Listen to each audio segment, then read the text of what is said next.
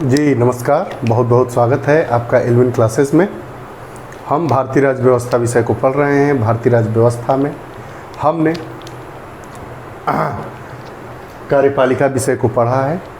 कार्यपालिका विषय के समाप्त होने पर उस कक्षा में हम लोगों ने जिक्र किया था कि जो आगे हमारी कक्षाएं होंगी भारतीय राज्य व्यवस्था विषय से संबंधित, उसमें हम लोग बात करेंगे विधायिका की। विधायिका जिसे अंग्रेजी में लेजिस्लेचर कहा जाता है। विधायिका में हम संघीय विधायिका की बात करेंगे, राज्य की विधायिका की बात करेंगे।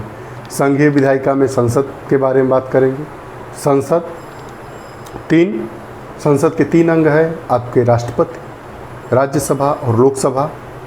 आज हम संघीय विधायिका के बारे में पढ़ेंगे, उसके बाद राज्य विधायिका के बारे में पढ़ेंगे जिसमें राज्य और विधानसभा और विधान परिषद की बात करेंगे।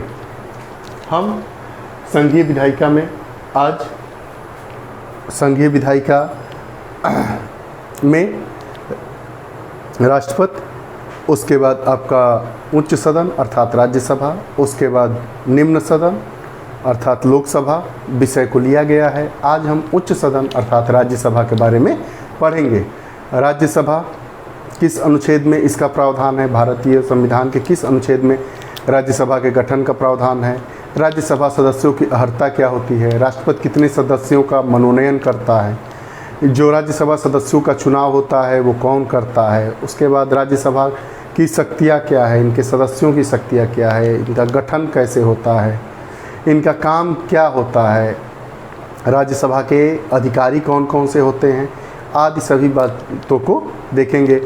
किसी भी विधेयक के संबंध में क्या अधिकार होता है राज्यसभा का, धन विधेयक के संबंध में क्या अधिकार है, वित्त विधेयक के संबंध में राज्यसभा के क्या अधिकार है, आदि आदि।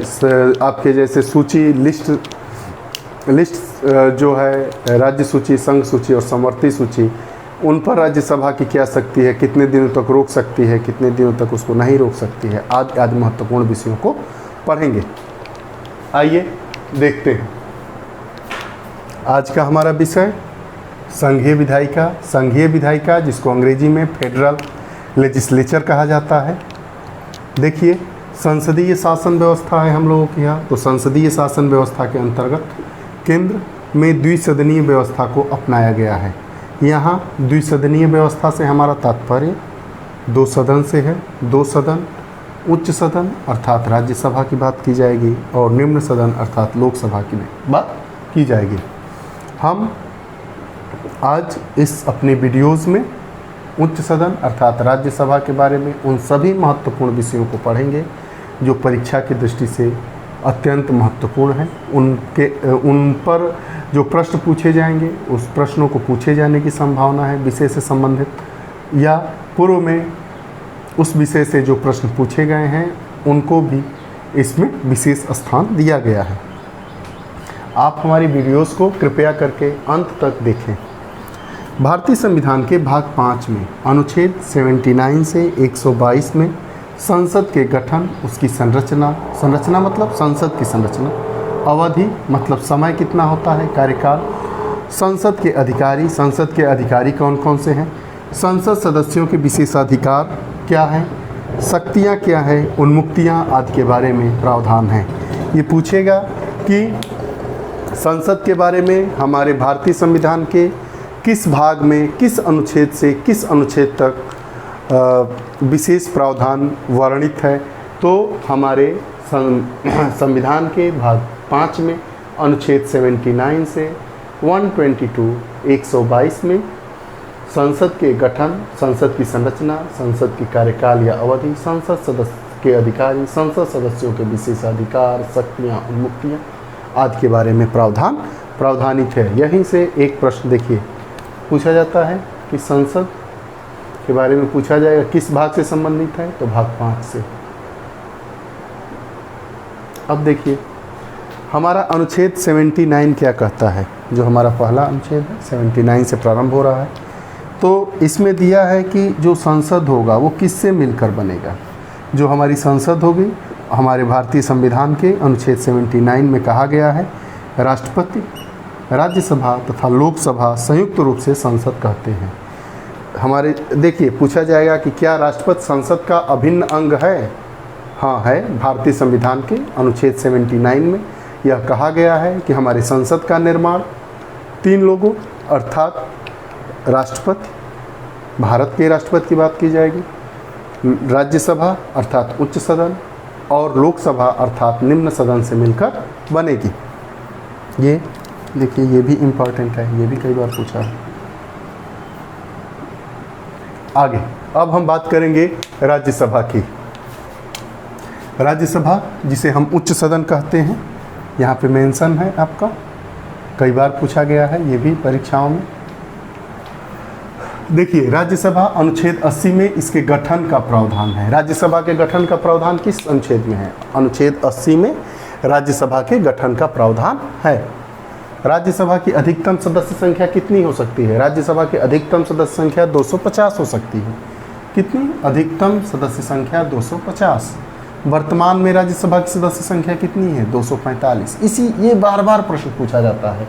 आप विगत वर्षों के पेपर उठा के देखेंगे तो उसमें ये पूछा है कि राज्यसभा की अधिकतम सदस्य संख्या कितनी है? तो 250। राज्यसभा की वर्तमान सदस्य संख्या कितनी है? 245। राज्यसभा किसका प्रतिनिधित्व करती है? तो राज्यसभा केंद्र में राज्यों और केंद्र शासित राज्यों का प्रतिनिधित्व करती है। यह भी प्रश्न स्टेटमेंट में पूछा गया है। राज्यसभा जो है केंद्र में सेंट्रल में राज्यों और केंद्र शासित राज्यों का प्रतिनिधित्व करती है। राज्यसभा किसको रिप्रेजेंट करती है? स्टेट एंड टेरिटोरियल स्टेट्स की। राष्ट्रपति द्वारा, अब ये पूछा जाता है ये 4 चीज़, राष्ट्रपति द्वारा राज्यसभा हेतु अधिकतम 12 सदस्यों का मनोनयन किया जाता है। वो किस क्षेत्र के विशेषज्ञ होने चाहिए? तो विज्ञान, साहित्य 1, विज्ञान 2, कला 3, समाज सेवा 4। इन 4 क्षेत्रों में विशेष ज्ञान रखने वाले 12 सदस्यों का मनोनयन, यहाँ मनोनयन की बात होती है, राज्यसभा हेतु कौन करता है? राष्ट्रपति। प्रश्न अगला ये पूछा जाता है कि राज्यसभा में कितने सदस्यों का मनोनयन राष्ट्रपति द्वारा किया जाता है? तो राज्यसभा में 12 सदस्यों का मनोनयन राष्ट्रपति द्वारा किया जाता है। वो सदस्य कहाँ से, मतलब किस किस क्षेत्र से चुनकर आते हैं? साहित्य, कला, विज्ञान और समाज सेवा, 4 बस याद करना है। साहित्य के क्षेत्र में विशेष योग्यता रखने वाले व्यक्तियों को, समाज सेवा के क्षेत्र में विशेष योग्यता रखने वाले व्यक्तियों को, कला के क्षेत्र में विशेष योग्यता रखने वाले व्यक्तियों को और विज्ञान के क्षेत्र में विशेष योग्यता रखने वाले व्यक्तियों को क्या करते हैं? राज्यसभा हेतु मनोनयन करते हैं। कौन? राष्ट्रपति। अब बात किया जाए सदस्यों का निर्वाचन। जो राज्यसभा होते हैं के सदस्य होते हैं उनका निर्वाचन कैसे होता है? अनुच्छेद 84। देखिए, सदस्यों के निर्वाचन से संबंधित कौन सा अनुच्छेद है? अनुच्छेद 84। अनुच्छेद 84 के तहत राज्य विधानमंडल, यहाँ राज्य विधानमंडल मतलब राज्य विधानसभा, राज्य की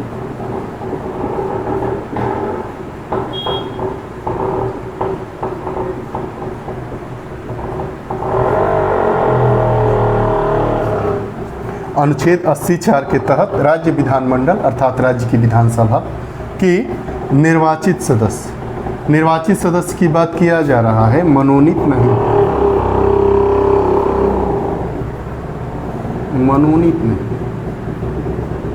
ठीक। निर्वाचित सदस्यों द्वारा राज्यसभा के सदस्यों का चयन किया जाता है। चयन मतलब चुनाव।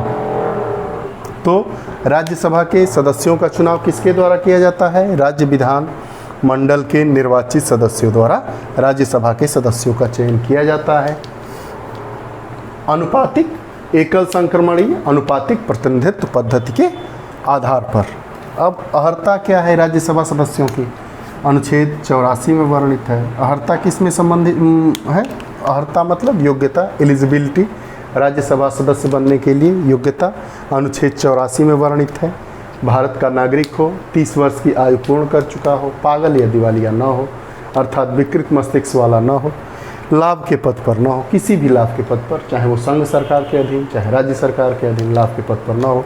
मंत्री का पद लाभ का पद नहीं होता है, हम लोग बार बार पढ़ चुके हैं इस शब्द को। आदि चीज़ें इसमें हैं। आइए एक बार और देखिए इसको। संसदीय संघीय विधायिका की बात कर रहे हैं, फेडरल लेजिस्लेचर इसे कहा जाता है अंग्रेजी में। संसदीय शासन व्यवस्था के अंतर्गत केंद्र में द्विसदनीय व्यवस्था को अपनाया गया है, जिसमें 2 सदन उच्च सदन अर्थात राज्यसभा तथा निम्न सदन अर्थात लोकसभा है।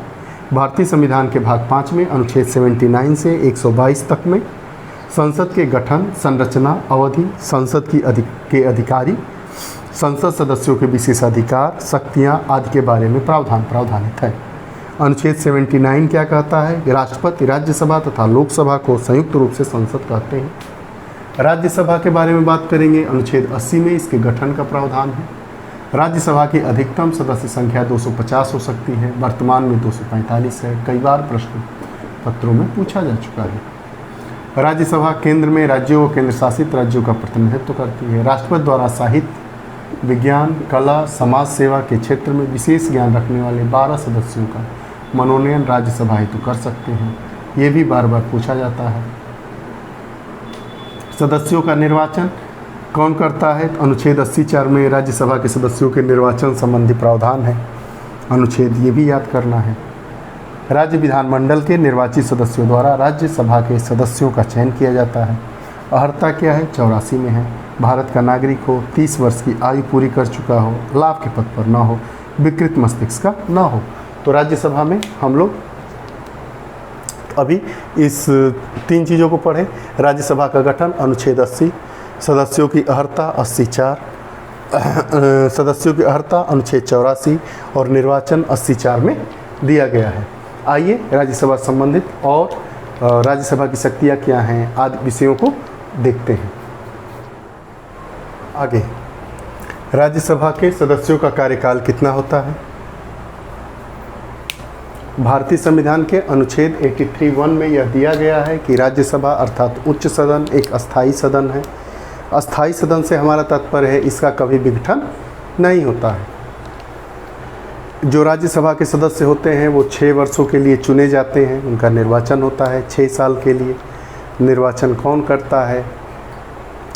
जो राज्य विधानमंडल के जो सदस्य होते हैं, मनोनीत को छोड़ के जो बाकी सदस्य होते हैं वो राज्यसभा के सदस्यों का निर्वाचन 6 वर्ष के लिए करते हैं।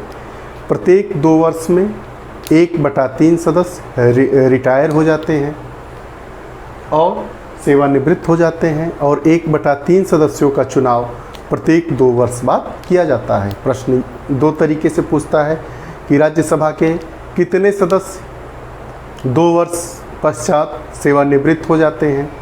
तो राज्यसभा के 1/3 सदस्य प्रत्येक 2 वर्ष बाद सेवानिवृत्त हो जाते हैं। दूसरा प्रश्न ये पूछता है कि राज्यसभा के 1/3 सदस्यों का निर्वाचन कितने वर्ष के अंतराल पर किया जाता है? तो राज्यसभा के 1/3 सदस्य अर्थात 1/3 सदस्यों का निर्वाचन प्रत्येक दूसरे वर्ष किया जाता है। राज्यसभा के पदाधिकारी कौन होते हैं? सभापति होते हैं, उपसभापति होते हैं।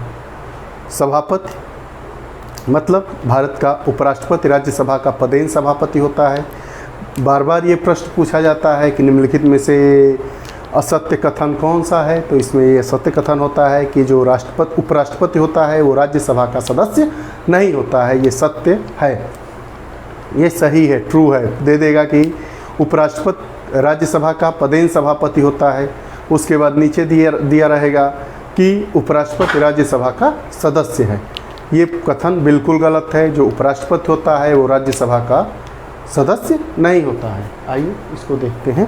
देखिए, जो राज्यसभा के कार्यकाल की बात की गई है यहाँ पे अनुच्छेद 83(1), यह एक अस्थाई सदन है। राज्यसभा कैसा सदन है? अस्थाई सदन है, अर्थात इसका विघटन नहीं होता। 6 वर्ष के लिए राज्यसभा के सदस्यों को चुना जाता है। प्रत्येक 2 वर्ष बाद, कितने वर्ष बाद? 2 वर्ष बाद 1/3 सदस्य क्या होते हैं? सेवानिवृत्त होते हैं। 1/3 या 1/3 तथा उतने ही सदस्यों का निर्वाचन होता है। जितने सदस्य रिटायर होंगे, सेवानिवृत्त होंगे, उतने ही सदस्यों का क्या होगा? निर्वाचन होगा। राज्यसभा के पदाधिकारी कौन हैं? 2 पदाधिकारी हैं, सभापति हैं, उपसभापति हैं। सभापति जिनको अंग्रेजी में चेयरमैन कहा जाता है, उपसभापति डिप्टी चेयरमैन होते हैं। अनुच्छेद 89 में बात की गई है कि भारत का उपराष्ट्रपति राज्यसभा का पदेन सभापति होता है।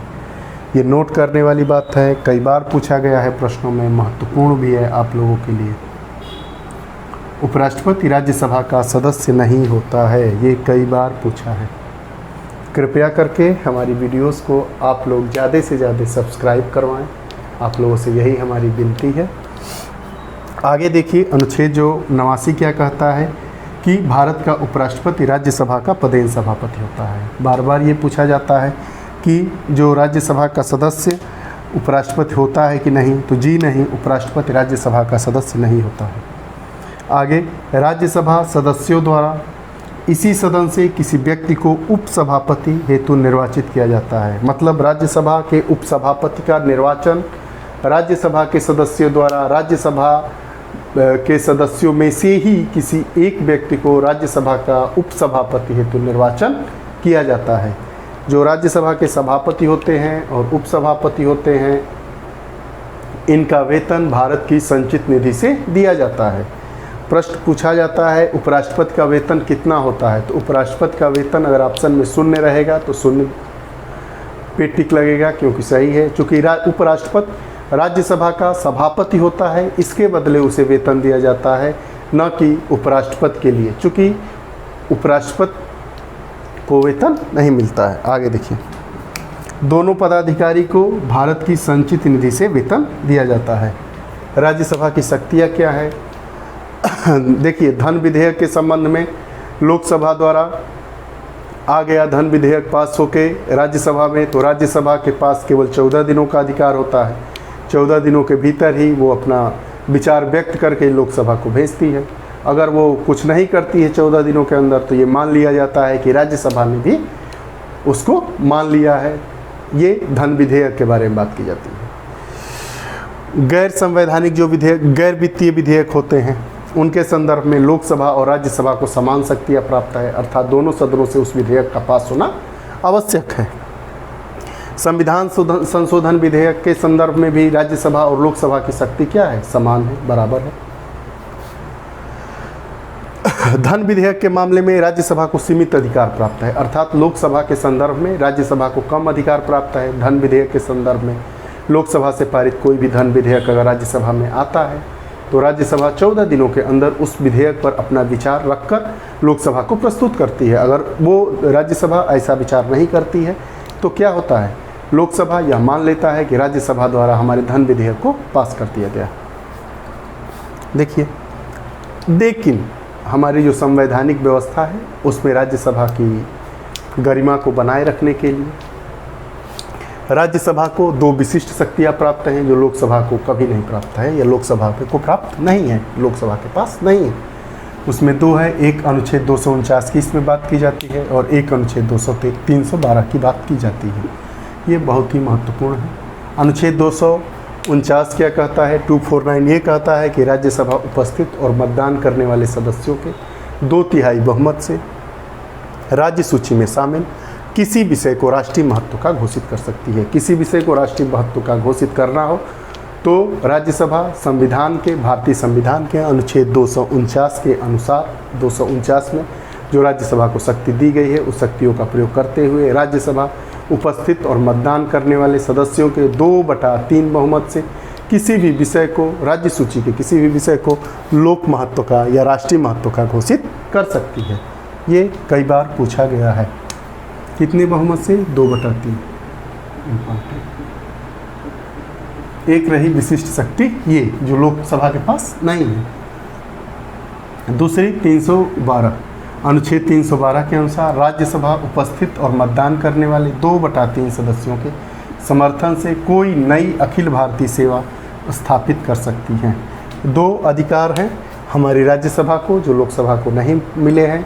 अनुच्छेद 312 के तहत राज्यसभा उपस्थित और मतदान करने वाले सदस्यों के 2/3 सदस्यों के समर्थन से कोई नई अखिल भारतीय सेवा स्थापित कर सकती है और उपस्थित और मतदान करने वाले 2/3 सदस्यों के बहुमत से राज्य सूची में शामिल किसी विषय को राष्ट्रीय महत्व का घोषित कर सकती हैं।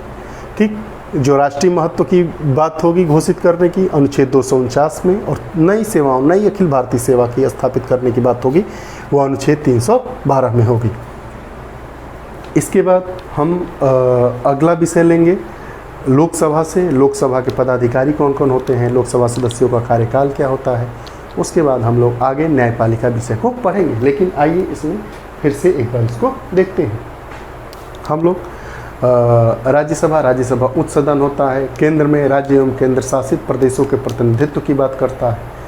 जो राज्यसभा के सदस्यों का चुनाव होता है वो राज्य के विधानमंडल के सदस्यों द्वारा किया जाता है। सदस्य जो मनोनीत नहीं होते हैं, जो मनोनीत होते हैं, वो राज्यसभा सदस्यों के चुनाव में भाग नहीं लेते हैं। अर्हता क्या होती है, 30 वर्ष उम्र होना चाहिए, भारत का नागरिक हो, किसी लाभ के पद पर न हो, पागल दिवालिया न हो अर्थात विकृत मस्तिष्क का न हो।